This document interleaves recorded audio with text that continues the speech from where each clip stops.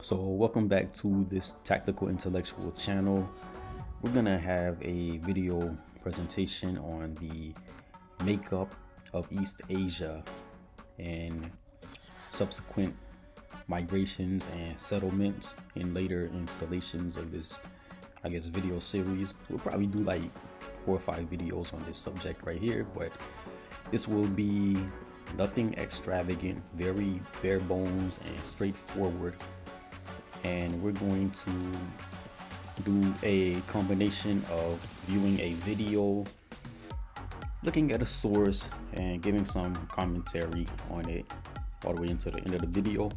So we're just gonna check out the origins or the original people, original population that made up East Asia. And to be perfectly clear and transparent about my premise here, I do believe and I do know that Asia was made up of Negro populations originally to start off with, before people migrated and settled into the area and mixed and what have you. So now we're going to go over the evidence, and the first piece will be in video form, and then we're going to look at a book source. The Negrito populations of Southeast Asia. And yes, Negrito is the appropriate general term to refer to these people. I would venture to say that most people know that the Aboriginal Australians are of dark complexion, but scattered throughout Southeast Asia are many other indigenous populations of dark-skinned people. Despite these people superficially looking as if they belong to the African continent, in actuality they are much more closely related to East Asians.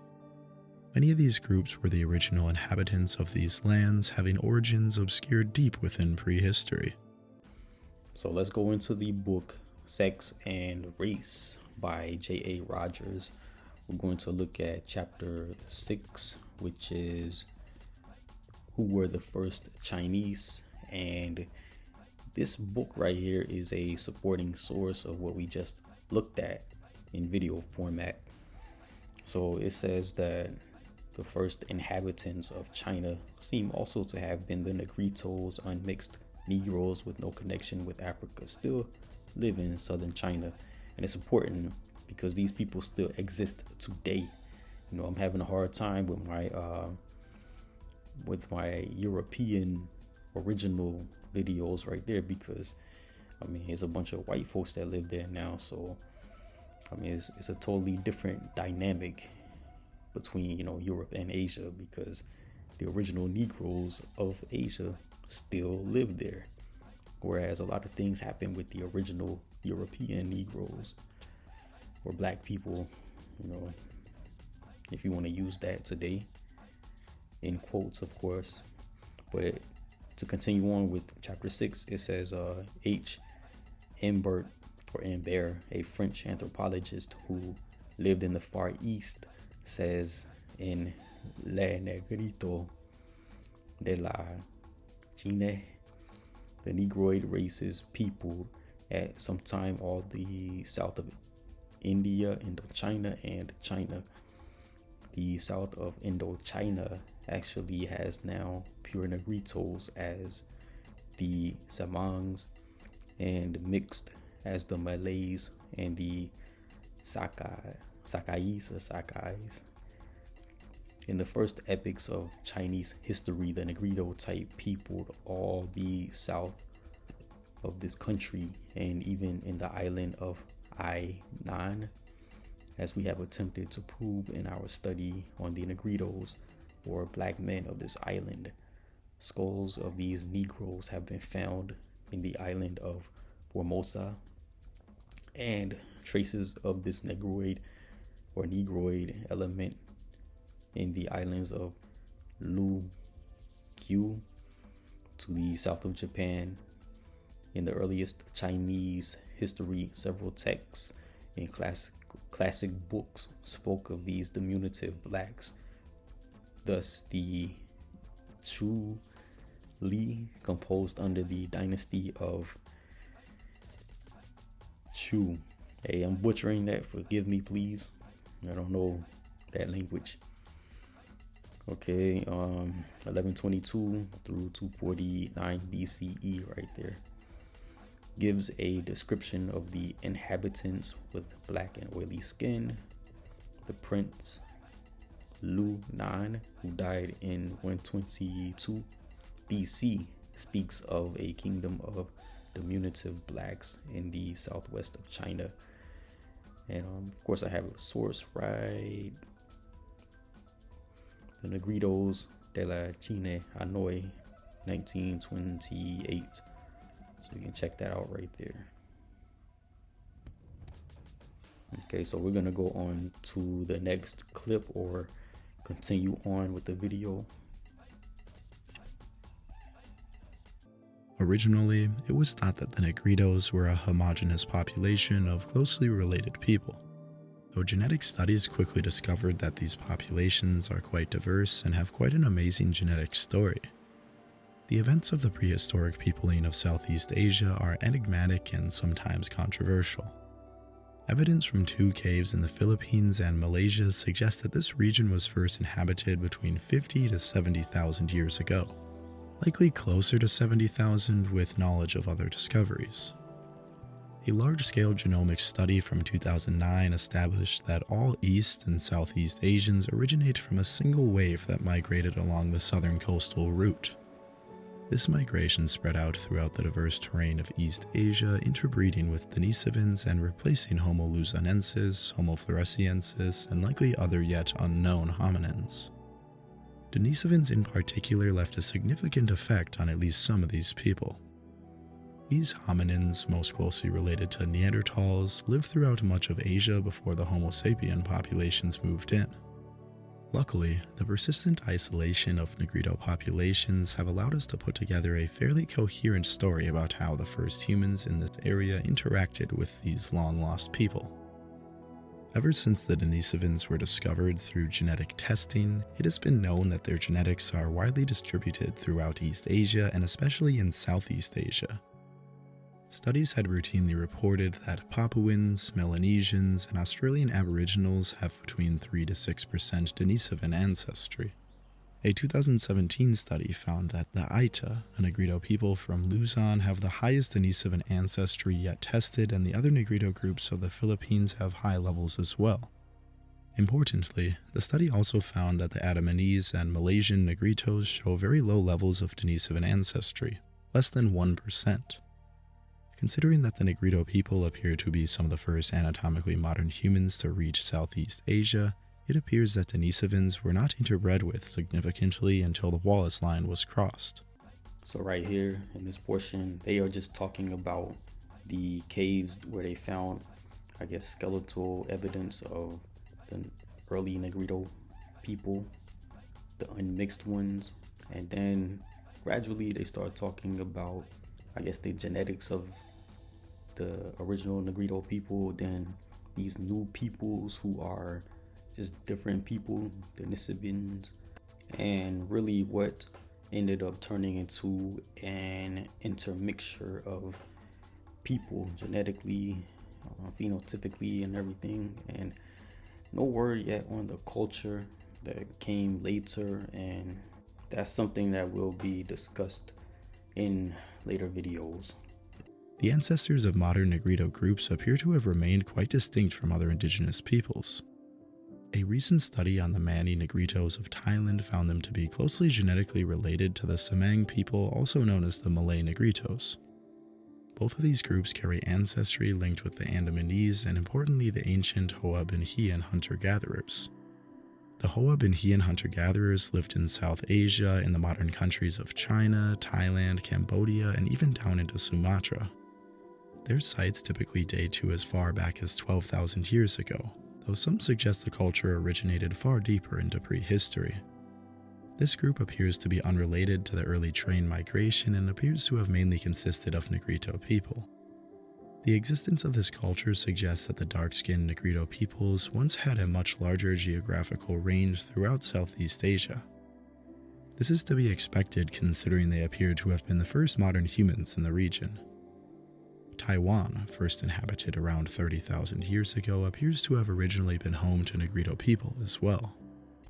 All right, so we got that information from the video right there. Let's go back into Sex and Race Volume 1 by J.A. Rogers. The Indo-Chinese, Siamese, and Malay, or Malay. And see what it says? It says that the Negro strain in the above is still more evident than it is in the Southern Chinese. Negritos of pure type still live in Siam and the Malay Peninsula. Photographers of the Indo-Chinese and Senegalese in French army or military caps are almost indistinguishable one from the other. So Negroided appearance are the Indo-Chinese. The principal difference is in color and hair. A picture of King Sisawak of Cambodia, Indochina, appearing in Current History magazine, May 1927, page 190, is clearly Negroid. The Indo-Chinese were founders of a mighty civilization, as may be seen at Angkor Wat and elsewhere. Okay, and speaking on the Siamese, it says that the Siamese are even more Negroid than the Indo-Chinese. So this picture that you see right there, that's the indigenous natives of the Andaman Islands right there. And then I'm kind of zooming out of focus so you'll see the entire picture right there. You see like a Laplander on the bottom right portion, and you see like a regular Mongolian person in the center right there, and then the bottom left portion you'll see a I guess Central African inhabitant and indigenous Central African, and then you can kind of see top portion, then bottom left and center. All those people, they look very, very similar right there, you know. So yeah, I mean, what more can I say, man? All right, let's move on. So Neolithic farmers from China with more affinities to Northern Asians arrived in Taiwan around 6,000 years ago and would eventually completely replace these hunter-gatherers. Interestingly, to this day they maintain legends of little black people on the island, the last of which probably died hundreds, if not thousands, of years ago. So as we know, migration, settlement, and everything else, immigration, all that is common. We didn't just start doing that today. It's common all throughout history. So right now we're seeing the beginnings of that in regards to, I guess, the Southeast Asian portion of the world. We're starting to see more people come in, and you know, a lot of movement coming, and eventually it's going to displace people, and I guess people gonna amalgamate or mix together and become different people all together. So let's move forward and let the guy elaborate. The Neolithic populations that migrated throughout the region hunted and fished, though they relied on the cultivation of rice and millet. The best area to grow their crops were along the coast, the area in which most Negrito people got their food. The new migrants forced many of the native inhabitants to retreat further inland or to move to remote areas. Though even throughout the subsequent few millennium of Austronesian expansion, Negrito people have persisted into the modern day in significant numbers. Now that we have a basic understanding of the history of the various Negrito populations, we must look further into genetics to give us a better understanding of who Negrito people actually are. Perhaps the most frequently asked question about these people would be what relation they have to African people. Clearly, they physically resemble various groups from Africa, though is it just superficial? The answer is that it is superficial. By all metrics, these populations are as Eurasian as any other.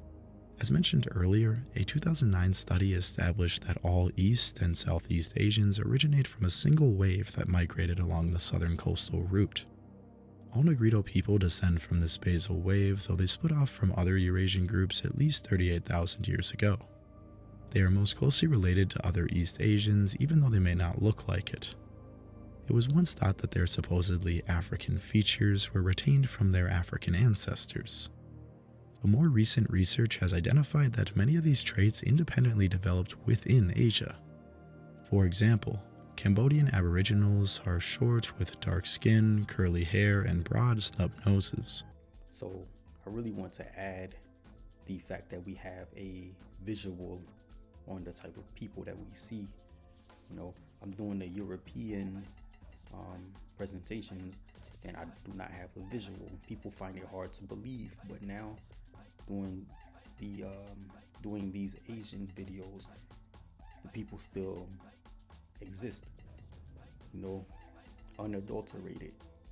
So now you see what Tacitus saw and the recordings he laid out, and other people too in older civilizations like the Greeks. They had their accounts, and the picture that they painted were of these people right here, because you saw that map. There was a map that was playing in this video right here, and it had, like, you know, parts of Africa, parts of India, of course, then had like Europe, like Czech Republic, and then also I think Scotland also.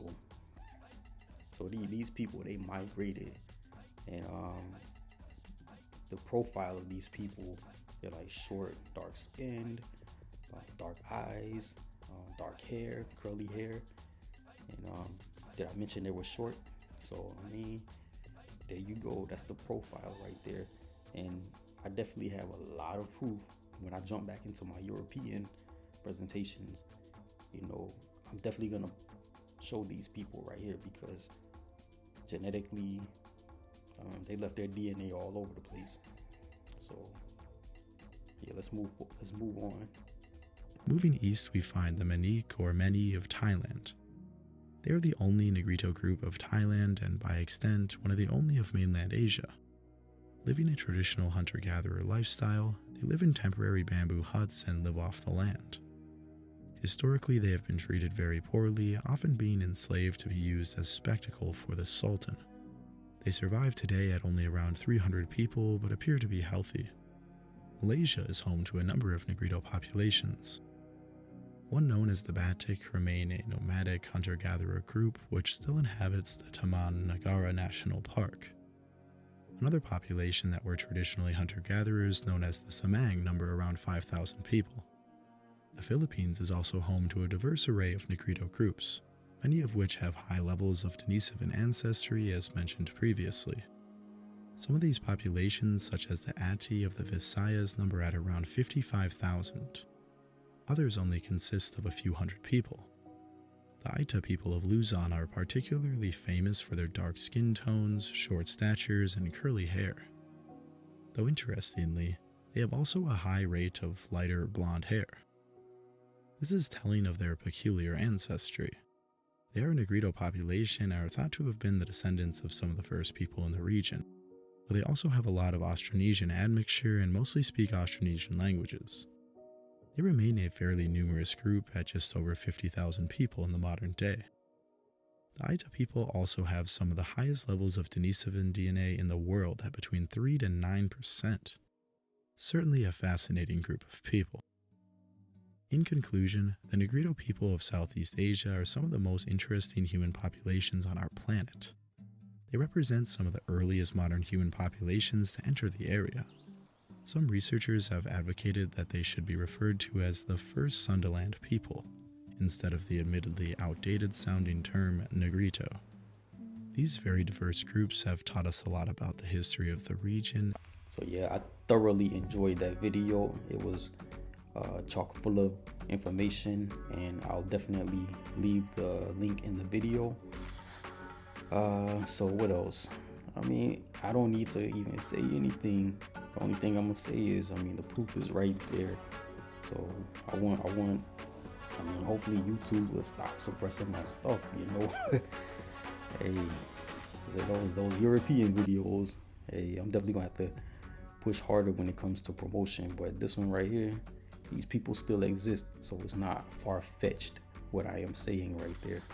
And definitely future videos, future Asian videos will come on down the road, and it's definitely a link with Europe, and then it's a link with Africa, it's a link with India, and then it's definitely a link with the Americas. So yeah, I have a bunch of sources. What is it? The origin of the Anglo-Saxon race, the races of Europe, and other sources. They definitely speak on these Negrito people, the old Huns. So yeah, stay tuned. That's it for part 1. Stay tuned for part 2. Thanks for watching this video. Y'all take care.